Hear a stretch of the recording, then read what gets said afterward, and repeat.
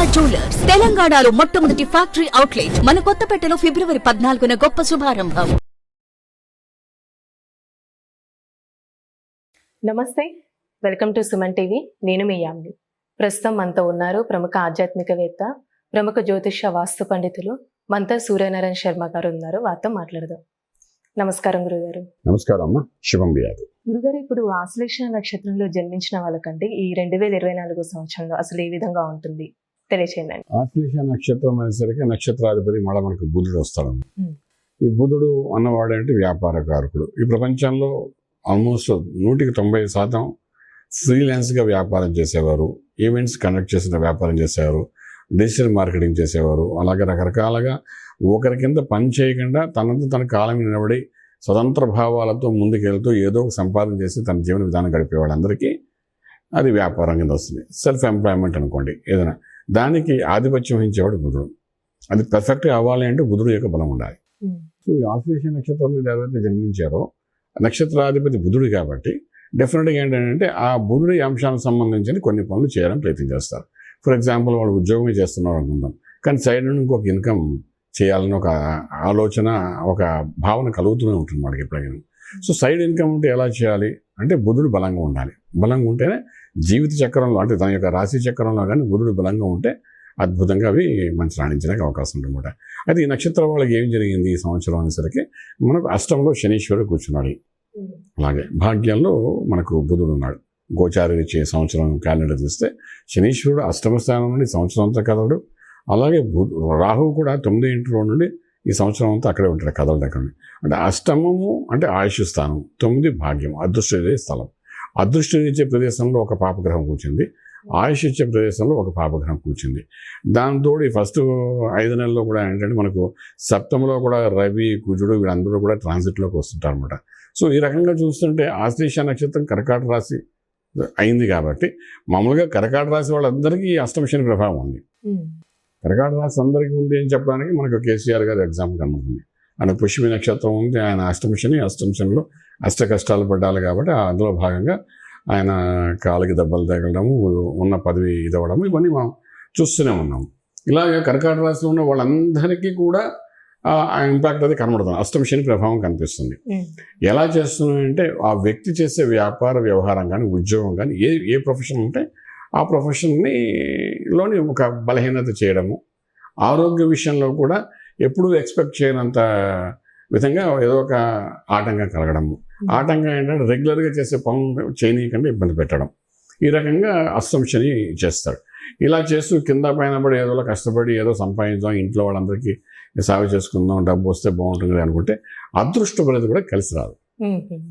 Same అంత కష్టపడితేనే ఒకప్పుడు కలిసి వచ్చే అంశాలు బోల్డ్ జరిగి ఉండొచ్చు వాళ్ళకి. చిన్న పని చేస్తేనే పాపులర్ అయ్యే వాళ్ళు ఉంటారు. కానీ ఏంటంటే ఇప్పుడున్న పరిస్థితుల్లో భాగ్యం అంటే సౌభాగ్యం, భాగ్యం అంటే లక్ ఇచ్చే ప్లేస్. భాగ్యం అంటే విదేశాలకు వెళ్ళి చదువుకోవడానికి కావాల్సిన ఉన్నత చదువులు ఇచ్చే ప్లేస్. భాగ్యస్థానం అంటే తండ్రి యొక్క స్థానం అంటారు. అలాగే భాగ్యం అంటే మనకు మన విద్యకు సంబంధించిన స్థానం కూడా అంటారు అన్నమాట. లక్ ఇచ్చే ప్లేస్ కూడా.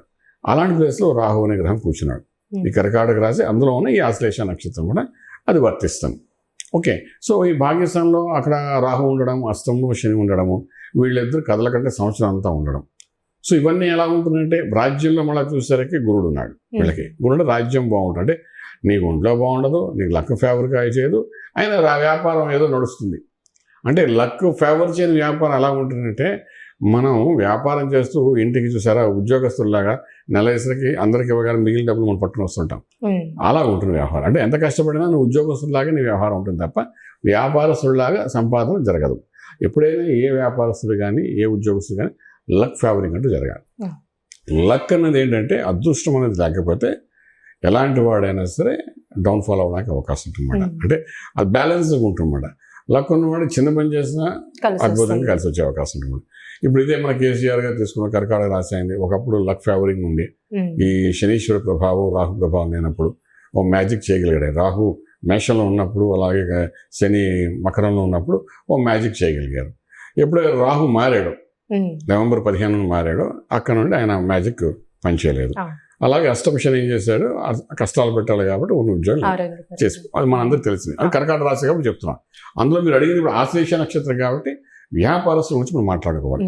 నక్షత్రాధిపతి వాళ్ళ ఆలోచనలో ఒక వ్యాపారము, ఒక ఆర్థికమైన సోర్స్ ఆఫ్ ఇన్కమ్, రిసోర్సెస్ పెంచుకోవాలని ఒక మేధస్సుతో కూడింది, ఆలోచనతో కూడిన వ్యవహారాలు ఈ ఆశ్లేష నక్షత్రం వాళ్ళకి ఉంటుంది ఎప్పుడు. ఆ ఉన్న దాని మీద అటాక్ అవుతుందన్నమాట ఈ సంవత్సరం. ఎప్పుడైతే ఇలాగ అటాక్ అవుతుంటాయో ఒక శుభగ్రహం యొక్క దృష్టి కూడా వీళ్ళ మీద ఉండదు సంవత్సరం అంతా. అంటే గురుడు దృష్టి పడదు. సో ఎప్పుడైతే గురుడు దృష్టి లేదో ఆటోమేటిక్గా ఈ ఆలోచన అంతా బలహీనపడిపోతూ ఉంటాయి. ఈ 8th house 9th house ఉన్న శని యొక్క ప్రభావం వల్ల, రాహు ప్రభావం అటాక్ చేస్తూ ఉంటాయి. ఇవన్నీ చేయడం వల్ల అంటే ఉన్న వ్యాపారం అంటే intellectual planning, spontaneous reaction, game, goal, theme, establishment, ఇవన్నీ ఏదైతే మనం చేయాలనుకున్న ఆశ్లేష నక్షత్రం వాళ్ళు అనుకుంటారో, వ్యాపారం అనుకోండి, ఉద్యోగం ఎదురైనప్పటికీ అది సడన్గా ఏంటంటే అది ఎంత చేసినా స్పీడప్ కాదనమాట. ఇది ఒక రకంగా చెప్పాలంటే ఒక చిన్న డిప్రెషన్స్కి సంబంధించిన వ్యవహారం చెప్పచ్చు అనమాట. అంటే ఇంత తెలివైన వాడిని ఏంటి కూడా మనం ఏమి చేయలేకపోతున్నామేంట అని ఒక ఆలోచన వస్తుంది. చూస్తారు చాలామంది, వాడు చాలా ఇంటెలిజెంట్ రా, ఏ ఇంటర్వ్యూకి వెళ్ళినా సరే ఒక మార్కులో పోతుంది, ఎందుకు అలా పోతుందో మాకు అర్థం కాలేదంటాం. అంటే అక్కడ ఏమిటంటే ఆ ఇంటెలిజెన్సీ, ఆ మేధస్ని ఇచ్చే గ్రహం ఏదైతే ఉందో ఈ ఆశ్లేష నక్షత్రం అధిపతి బుధుడు కాబట్టి వాడు వీక్ అయిపోయినట్టు, వాడు ఏం పని చేయాలన్నా మనకు వర్కౌట్ కాదన్నమాట. అలా జరుగుతుందన్నమాట. సో అంచేత ఆశ్లేష నక్షత్రం వాళ్ళకి ఈ సంవత్సరం మనం ఓ రకంగా చెప్పాలంటే శని ప్లస్ రాహు ఇన్ఫ్లుయెన్స్ వలన స్టాగ్నెంట్ అయ్యే అవకాశం ఉంది గ్రోత్ అనేది. అంటే ఇప్పుడు ఆర్థికంగా కూడా ఏ విధంగా ఉండొచ్చండి వాళ్ళకి? ఆర్థికంగా అంటే 10వ ఇల్లు మనం చూస్తామండి వీళ్ళకి. 10వ ఇంట్లో గురుడు మీ వరకు ఉంటాడు, తర్వాత 11వ ఇంట్లోకి వస్తాడు, గురు బలం ఉంటుంది. అది అంటే 11th హౌస్లో జూపిటర్ అనేది మంచిదే వీళ్ళకి. సో ఈ రెండింటి ప్రభావం వల్ల లక్ ఫేవర్ కాకపోయినా ఆర్థిక బలం యాజ్ యూజువల్గా ఉంటుంది, పెద్ద పెరగదు తరగదు, న్యూట్రల్గానే ఉంటుంది అది.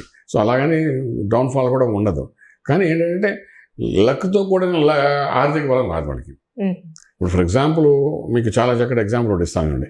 మన క్రికెట్ ఆడతాం, గవర్నమెంట్ ఏమో ₹1,00,000 అని తెస్తున్న ప్లేయర్ అనుకుందాం. ఫర్ ఎగ్జాంపుల్ ఒక ప్లేయర్కి ₹1,00,000 ఆడినందుకు కానీ.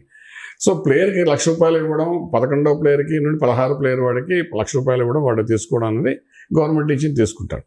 కానీ ఫస్ట్ నుండి 11 ప్లేయర్స్ ఎవరికి ఉన్నారు, వీళ్ళు ఎవరైనా ఒక సెంచరీ కొట్టాడు అనుకోండి, గవర్నమెంట్ ఇచ్చే ₹1,00,000 కాకుండా లక్ ఫేవర్ అవుతున్నారు. ఫేవర్ అవడం వల్ల ఏంటంటే అన్ని ఛానల్స్ వాళ్ళు సపోర్ట్ చేసి వాడు అందరూ స్పాన్సర్షిప్ ఇస్తారు.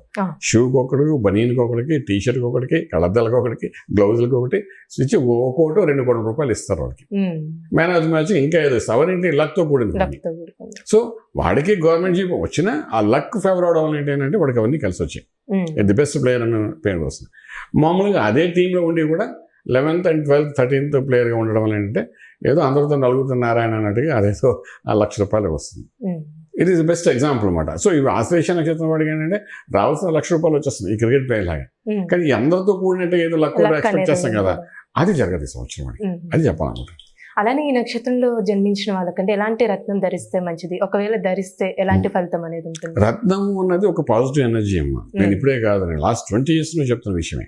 ది బెస్ట్ ఈజ్ ఏ రత్నం. ఒక మంత్రం చేసినా, ఒక హోమం చేసినా, ఒక యజ్ఞం చేసినా అది శరీరంలో ఉన్న మనసులో ఉన్న దోషాలను నివృత్తి చేస్తుంది. అలాగే ఒక రత్నం ఏం చేస్తుందంటే ఒక యోగాన్ని తీసుకొస్తుంది. ఆశ్లేష నక్షత్రానికి అధిపతి బుధుడు ఉన్నాం కాబట్టి ఆ బుధుడికి సంబంధించిన పచ్చ పెట్టుకోమని చెప్తాము. పచ్చ అనేది ఎప్పుడు చిటికి వేలు పెట్టుకోమంటాము.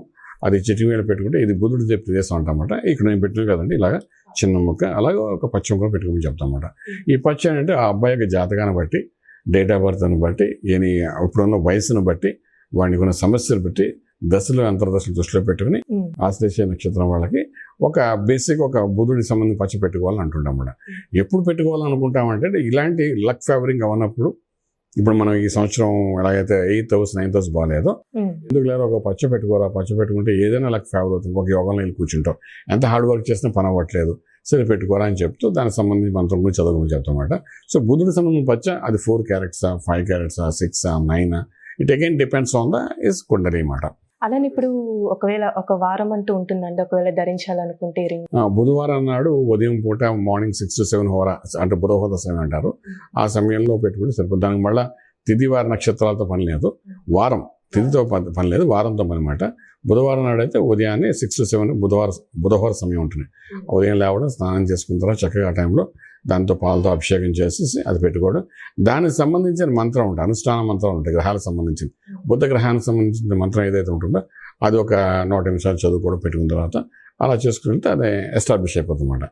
ఇది పాజిటివ్ ఎనర్జీ. కొంచెం మనకు ఆశ్లేష నక్షత్రాధిపతి బుధుడు ఎందుకు పెట్టుకుంటున్నాం అంటే నక్షత్రానికి 8వ స్థానం 9వ స్థానంలో ఉన్న గ్రహాలు అనుకూలంగా ఉండవు కాబట్టి ఈ బలం కొంచెం పెంచుకుంటే అట్లీస్ట్ మనం 10వ ఇంట్లో ఉన్న రాజ్యం అంటే ఉద్యోగం మనకు ఒక్కొక్కసారి ఏంటంటే ఇప్పుడు మనకు జరిగే ప్రపంచంలో జరుగుతుంది అదే. మనం ఇక్కడ నుండి ఆఫీస్కి వెళ్ళడానికి ట్రాఫిక్ ప్రాబ్లం ఉంది అనుకున్నాం. ఫర్ ఎగ్జాంపుల్ ఇస్తున్నాను. మనకు 3 సిగ్నల్స్ దాటి వెళ్ళాలి, 1 గంట గంటన్నర పడుతుంది. వెళ్తే ఉద్యోగం అక్కడ చేయాలంటే ఈ ట్రాఫిక్లో వెళ్ళిన తర్వాత మానసికంగా మనం మూడ్ ఆఫ్ అయి కూర్చుంటాం. ఇప్పుడు మీరు ఛానల్ వల్ల నాకు దగ్గరికి వచ్చి రావాలన్నా గంటన్నర పడుతుంది. దాంతో మూడ్ ఆఫ్ అయిపోతావు, పోగంట రెస్ట్ ఉంటుంది. ఇప్పుడు ఏమైపోయింది, ఈ యొక్క కోవిడ్ పుణ్యం అని చెప్పి ఆన్లైన్లోనే ఉద్యోగాలు చేసుకోవడం అలవాటు అయిపోయింది. సో డైరెక్ట్ 10,000 ఇంటి దగ్గర కూర్చొని చేస్తున్నాడు వాడు. అంటే మధ్యలో జర్నీ చేయకుండా 10,000 ప్రొఫెషనల్ ప్లేస్ వెళ్ళి ఆ పని అంతా ఇంట్లో కూర్చొని చేసేస్తున్నాడు కంప్యూటర్ మీద కూర్చొని. అలాగేంటంటే ఈ పచ్చ పెట్టుకోవడం వలన ఈ మధ్యలో ఉన్న ట్రాన్సిట్లో ఉన్న సమస్యలు ఉన్నాయి కదా, 8th and 9th హౌస్ యొక్క ప్రభావం ఏందో అది బలహీనపడుతూ 10th హౌస్ను బలోపేతం చేస్తున్నాడు.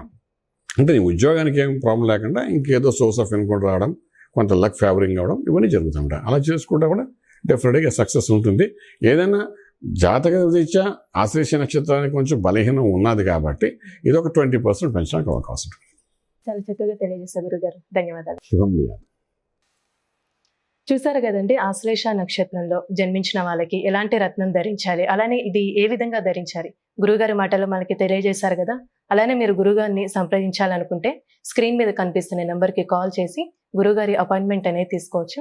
ఇలాంటి మంచి వీడియోస్తో మళ్ళీ మీ ముందుంటాను. ధన్యవాదాలు.